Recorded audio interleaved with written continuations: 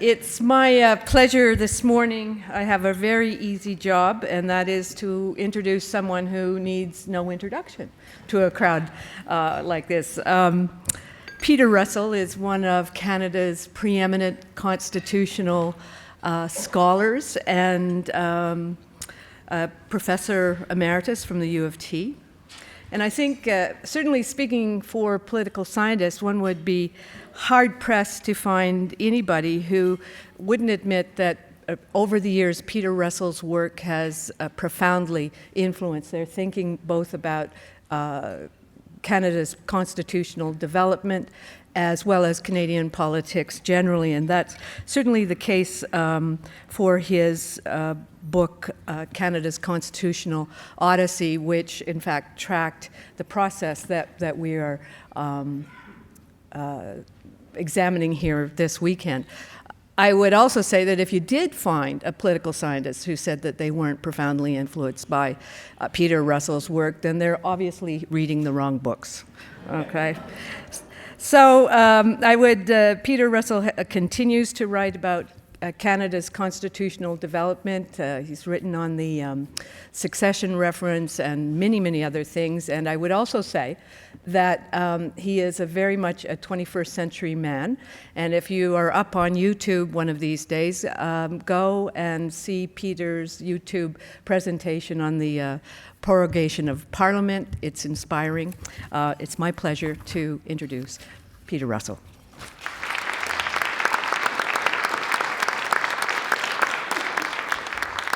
Thank you, Janine, very much.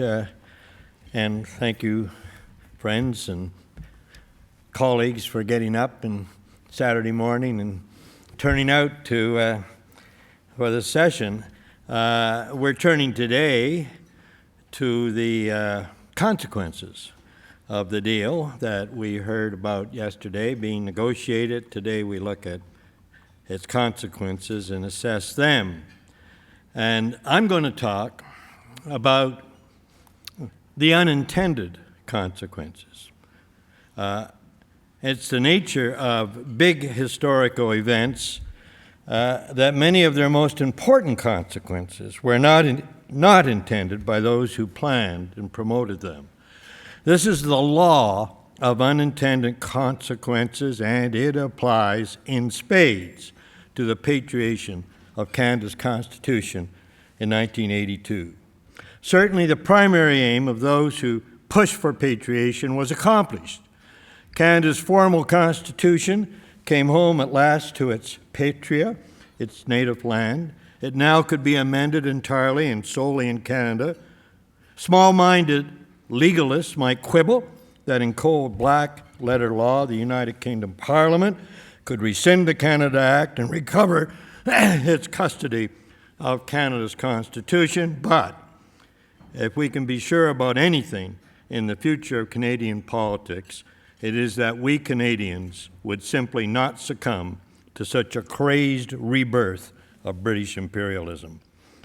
But bringing the Constitution home was accomplished in a manner highly risky to Canada's federal union. For the fathers of patriation, Prime Minister Trudeau and the 9 provincial premiers who supported the patriation package, going ahead without the support of the province of Quebec was a calculated risk. They knew there would be trouble from Quebec, but I very much doubt if they anticipated how much trouble there would be. This was partly because of their, and particularly Pierre Trudeau's, mistaken belief that the force of their rationality could overcome the patriotism of the Québécois and their sense of their place in Canada. After all, Quebec's premier, as a member of the Gang of Eight, had, as we all know, been willing to support an amending formula which, like the one in the patriation package, did not give Quebec a veto. Moreover, to meet Quebec's fears that the other provinces in Ottawa might gain up and use their amending power to strip Quebec of its historic powers, the formula contained provision for a dissenting province to opt out of an amendment reducing its powers and receive fiscal compensation if the amendment related to education. or other cultural matters. And finally, to remove any angst about English-speaking immigrants flooding into Quebec's English language schools, the charter section prescribing that right would come into force only when the legislature and government of Quebec agreed to it. With these protections, from a logical, rational point of view, sure, there was nothing in the Patriation package for Quebec's Francophone majority to worry about. And yet, on November 25, 1981, Quebec's National Assembly passed a decree by a vote of 78 to 38, rejecting the Patriation package. By leaving Quebec's Premier out of the final negotiations that produced the agreement on Patriation, the sponsors of Patriation broke the bond of trust between English and French Canada on which Confederation in 1867 was based. That bald, ugly fact trumps all the arguments about whether Premier Lévesque had been stabbed in the back or whether Lévesque, by supporting Trudeau's idea of breaking the intergovernmental deadlock with a referendum, broke his bond with the other premiers, or whether Trudeau, by bringing forward constitutional proposals that reduced rather than increased Quebec's powers, broke the promise he had made to Quebec voters in the 1980 referendum campaign. The Supreme Court of Canada, in the Quebec veto reference, might pronounce that there is no constitutional convention requiring that Quebec's consent be given to constitutional amendments affecting its powers. But Canada's constitutional politics would demonstrate otherwise, that the Supreme Court was wrong. And it is through politics, not the courts, that constitutional conventions are made and evolve. In 1971, when patriation on the basis of the Victoria Charter appeared imminent, Mr. Trudeau and the provincial premiers, and Barry Strayer reminded us of this yesterday, agreed that patriation would be consummated by the passing of identical resolutions in the Parliament of Canada and all the provincial legislatures. Although there was no legal requirement for this, it was felt that approval by the elected legislatures of Canada would give the patriotic Constitution a stronger democratic root in Canada. It would give it political legitimacy, as Barry explained. That this was not done in 1981 reflects the fear of displaying a fundamental division in the Canadian body politic. That failure to even try to win democratic approval for Canada's patriotic constitution really means, and this is an important point for Eric Adams and his constitutional nationalists, it means that in 1982, the Canadians did not act as a sovereign people. But soon after patriation, the Canadians, or to be more accurate, their political leaders, took up the project of closing the fissures in Canada's constitutional fabric. The country went into a long season of mega-constitutional politics designed to win the support of Quebec, the Aboriginal peoples, and everyone else for a constitution that all could endorse. And you know, we heard about that yesterday. The 4 ministers' conferences with Aboriginal leaders, the 3-year agony of Meech Lake, the mammoth effort of Charlottetown, prompted by Quebec's Estates General, and ending in rejection by Canadian voters in Canada's first countrywide referendum.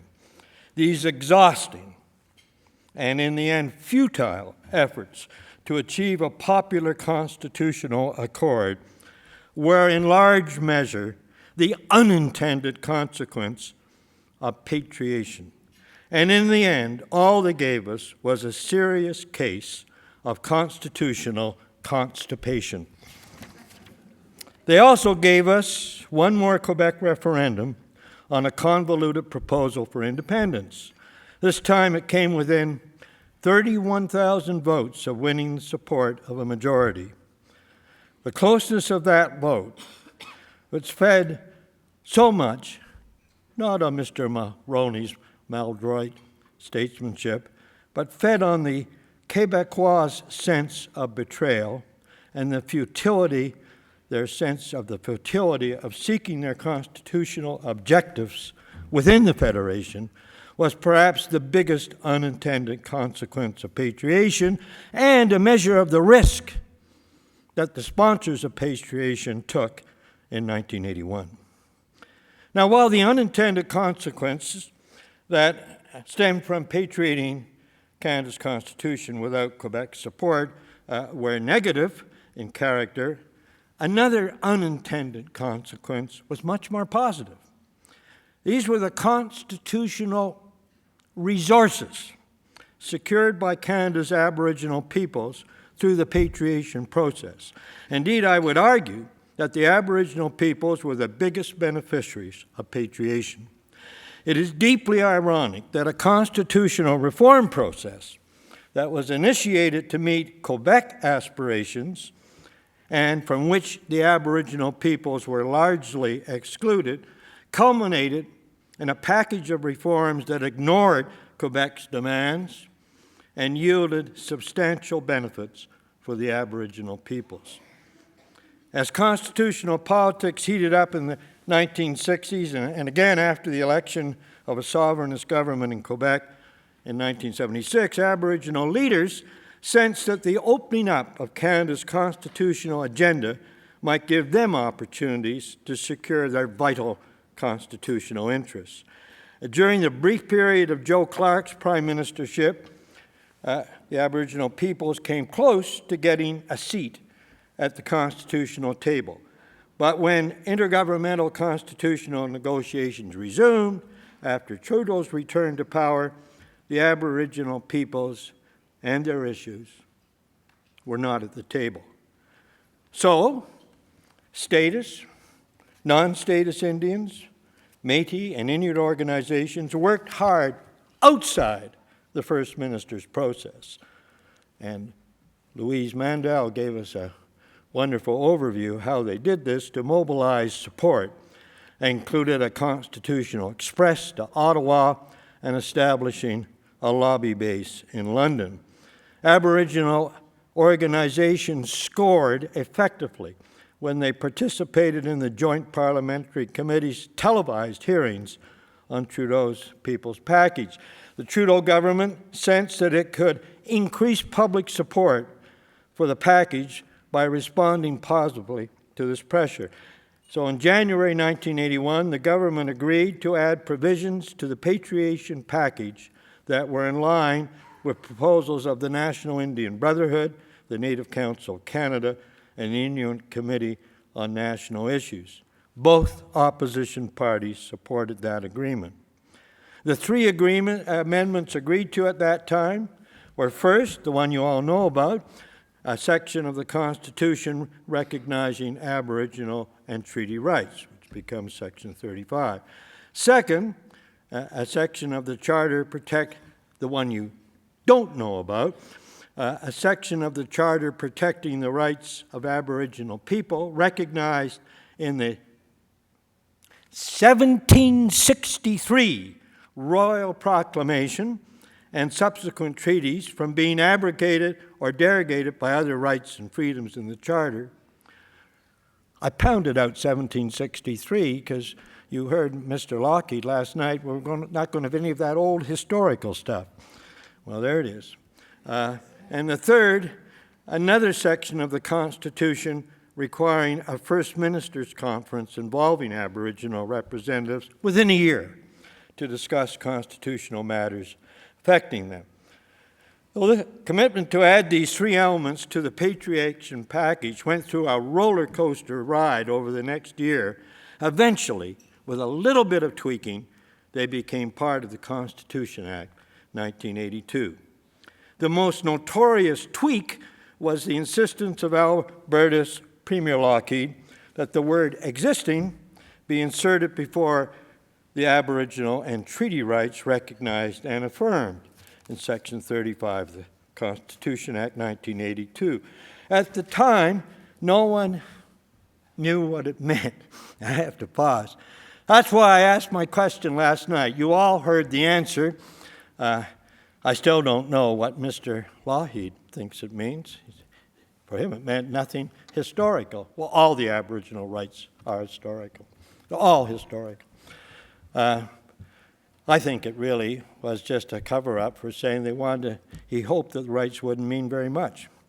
They were afraid that they might whittle away the power of provinces to have their way with Aboriginal peoples. But that may be an unfair thing to say. But the three constitutional amendments relating to Aboriginal peoples by no means met all the constitutional concerns of Aboriginal peoples. Some groups, notably the Union of British Columbia Indian Chiefs, argued that it was a mistake for Indians to participate at all in a Canadian constitutional process, since their nation's relationships were with the British Crown. They would pressure the UK government to prevent provisions in the Canadian Constitution relating to Indians, notably Sections 9124 and Section 109, from coming under Canadian control without their consent. Their arguments got a much fuller hearing in London than in Canada. Indeed, nearly 80% of the time taken in the British Parliament to deal with the Canada Act was devoted to Aboriginal matters. In the end, the Indian lobby in London failed to persuade either Lord Denning in the High Court or British parliamentarians that their concerns were grounds for holding up patriation. Even for Aboriginal leaders who accepted participation in Canada's constitutional process, and many did, what they got in the amended package of patriation amendments failed to meet two critical constitutional needs.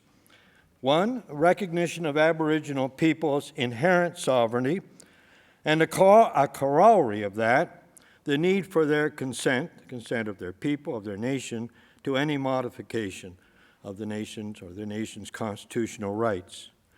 In the end, only one Aboriginal organization, the Métis Association of Alberta, supported the wording of the section recognizing Aboriginal and treaty rights.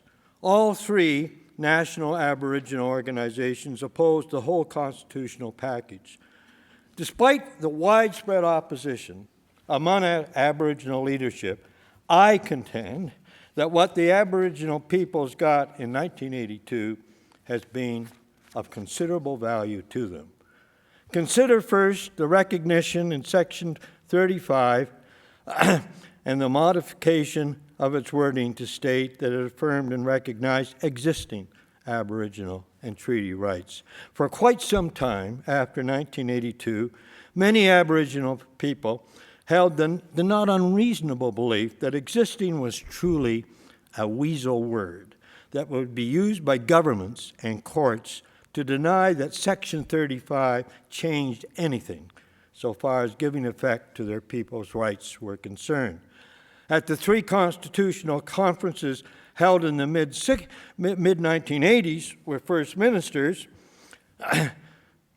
Aboriginal leaders struggled to explain that they'd never given up, and indeed they could not give up, the obligation inherent in their very creation to be responsible for their societies.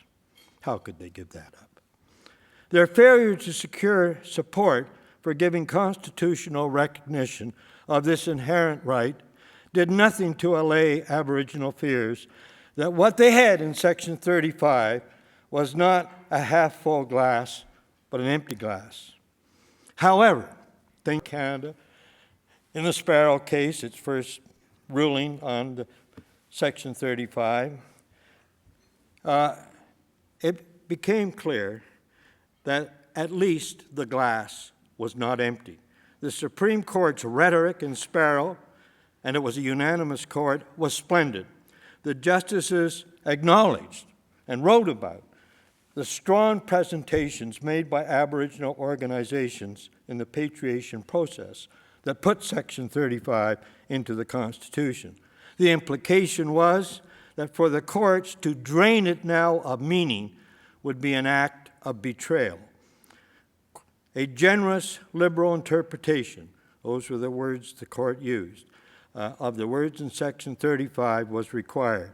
The court went further and delivered some substance. Existing did not mean that Aboriginal people's only constitutional rights were those that survived years of regulation by federal and provincial governments. Aboriginal rights could be extinguished only when legislation expressed a clear intention to do so and met a high justificatory standard that demonstrated to Aboriginal peoples, in the court's words, that their rights are taken seriously, end of quote. Similarly, same year, in the Suey case, the Supreme Court held that the courts must, quote, adopt a generous and liberal approach in interpreting treaties. After Sparrow and Suey, the judicial treatment of Section 35 went through what I have described elsewhere as a roller coaster ride. There were certainly some real gains, as in Dalgamu, where the Supreme Court, overriding previous jurisprudence, held that Aboriginal native title, where it applies and has not been extinguished, constitutes a real proprietary right of an Aboriginal people that includes subsurface mineral rights. But mixed in with this sweet, there was, for Aboriginal peoples, a lot of sour. Non-Aboriginal judges would identify the practices and activities that are essential to Aboriginal societies. How would we non-Aboriginals, like Aboriginal peoples, having authority to identify what's essential to my British English heritage? Not very much. Non-Aboriginal justices would be the arbiters of the Crown and the Indians' treaty obligations. All this would be done, in Chief Justice Lemaire's words, with the aim of reconciling Aboriginal peoples with the sovereignty of the Crown. Despite the Justice's condescension and doctrinaire commitment to a continuation of imperial British Canadian state sovereignty over Aboriginal peoples, many of these court decisions on Section 35 enhanced Aboriginal peoples' power to protect their interests in Canadian courts. The section of the Constitution Act 1982 requiring a First Minister's Conference within a year to deal with matters of concern to Aboriginal peoples resulted in the one and only use of the general procedure for amending the Constitution of Canada that has occurred since patriation.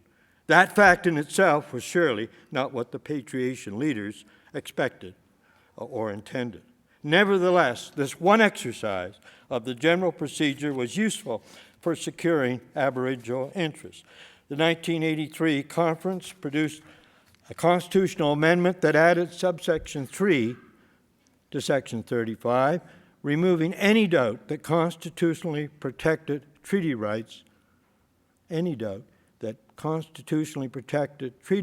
include modern land claims agreements.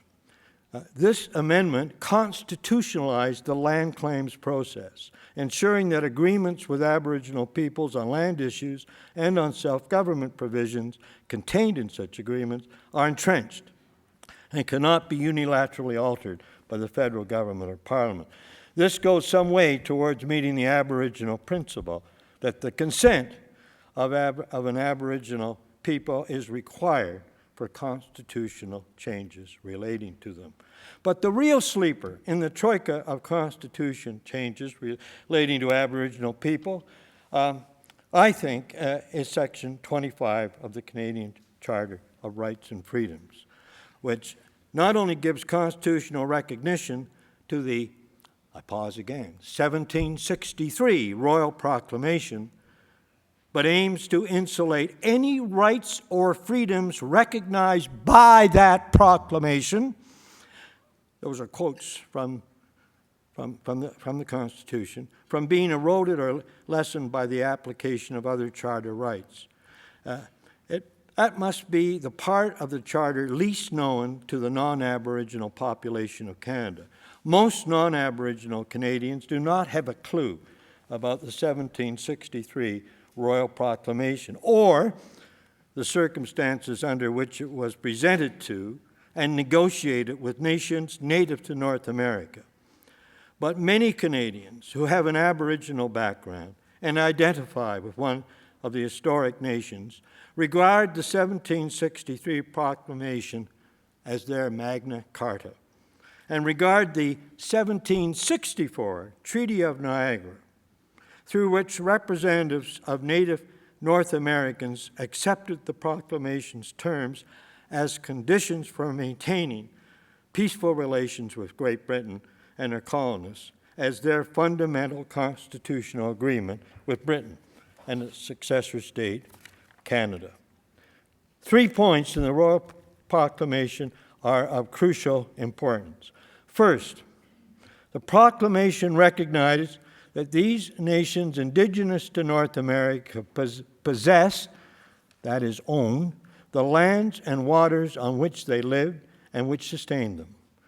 Second, the British monarch committed to not permitting settlement on Indian lands that had not been ceded to the Crown through a proper meeting or assembly of the nation concerned.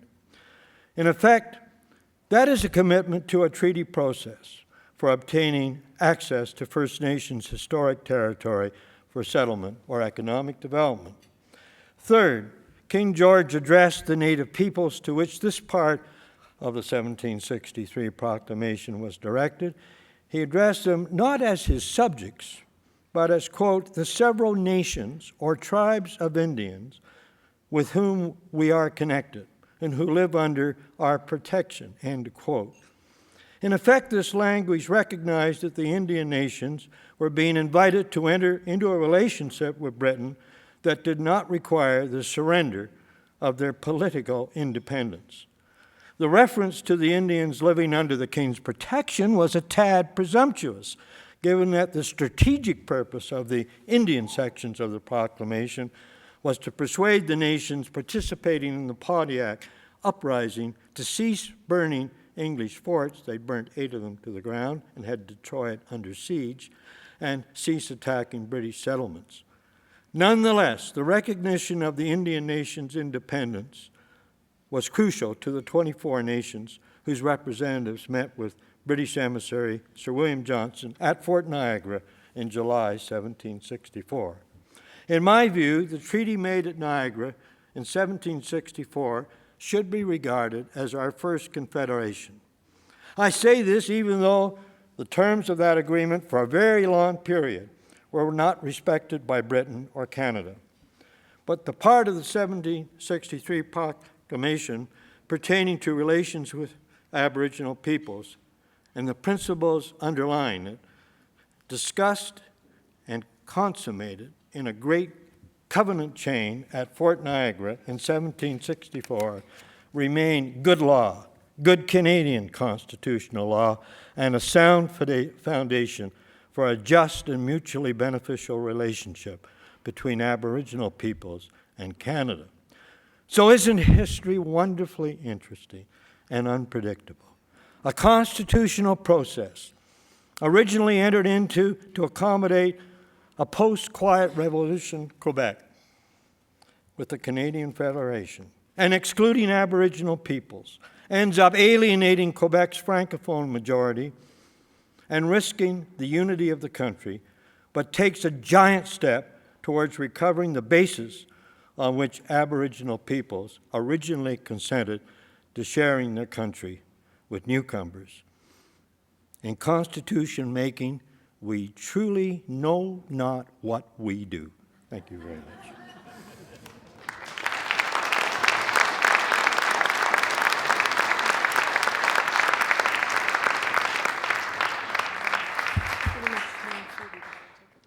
Sure. We have time for just a couple of questions for Professor Russell. Very quick questions. Silence. Well, there you go. Convinced everybody. I told you he was authoritative. So thank you so much, Peter. And I will invite the two. There's a question here. Oh, okay. Sorry. Oh, Oh, Howard. that's Howard. Okay. Good. That's Howard. In terms of good constitutional law, I wonder if you would then explain to me how treaties entered into with some nations in Eastern North America can be generalized to the other nations across North America, and how that would interact with treaties that were later signed. Well, the reason the British negotiated treaties was because they recognized the Aboriginal ownership of the land and sovereignty over their own people. After all, you don't enter into treaties with peoples and nations that you don't recognize. The treaty process, in other words, recognizes the Aboriginal people as independent peoples, and that they own their historical lands that they still use and occupy.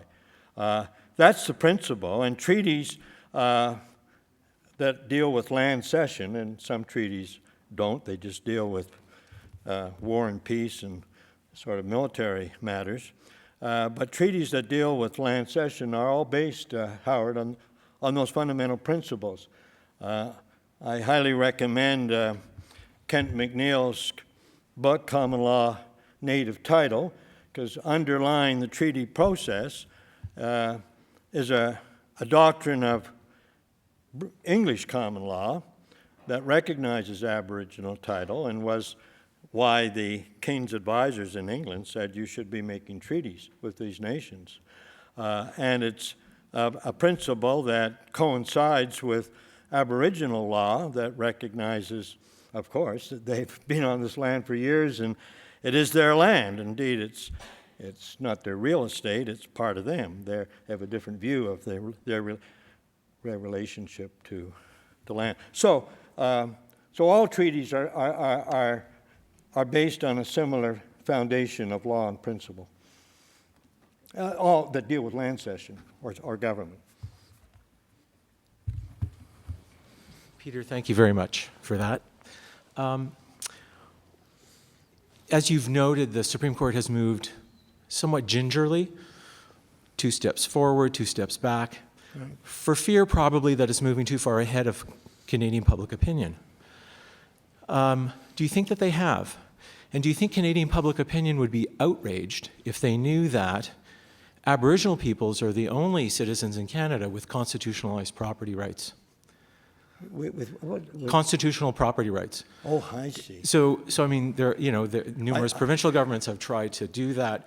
Aboriginal peoples actually have that right, at least as that recognized in Delgamuukw. Sure. I don't think Canadian people even know that they don't have property rights. All the social science data we have on the Charter is one, it's extremely popular, hugely popular, and in Quebec. Number 2, people haven't a clue what's in it. You lawyers know. And I think if you went up to them and say, you got no property rights, but the Aboriginal people have them outside the Charter, that would be news to them. I don't know how they receive it. I think the courts have been ahead of public opinion. I think the judges, though, represent where most elite legal opinion is. That's what's taught in the law schools. It hasn't gone as far as it should, in my view. They have what I call in my writings, they have sovereignty jitters. Sovereignty jitters. These people, they're nervous about it. And they haven't caught on to the ontological difference between the way Aboriginal people think about what we call sovereignty. It is they were created in a way that makes them responsible for their land and their societies. And I think that's a hell of a good belief.